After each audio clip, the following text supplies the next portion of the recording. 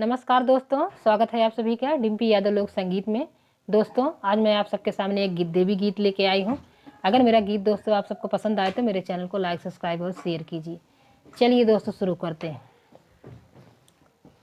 रोज रोज आयो मैया देर कई के, आज चली तू मोरी मैया शेर चढ़ी के। रोज रोज आयो मैया देर कई के, आज चली तू मोरी मैया शेर चढ़ी के। मैया दुआरे के लंगड़ा पुकारे, मैया दुआरे के लंगड़ा पुकारे।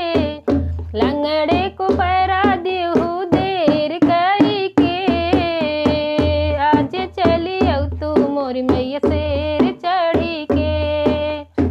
रोज रोज आयो मैया देर कई के, आज चली तू मोरी मैया शेर चढ़ी के। मैया दुआरे के अंधा पुकारे, मैया दुआरे के अंधा पुकारे। अंधे को नैना देहु देर कई के, आज चली तू मोरी मैया शेर चढ़ी के। रोज रोज आयो मैया देर कई के, आज चली तू मोरी मैया शेर चढ़ी के।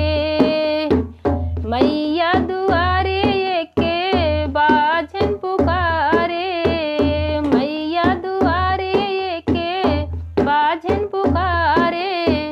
बाझन को बालक देहु देर कई के, आज चली तू मोरी मैया शेर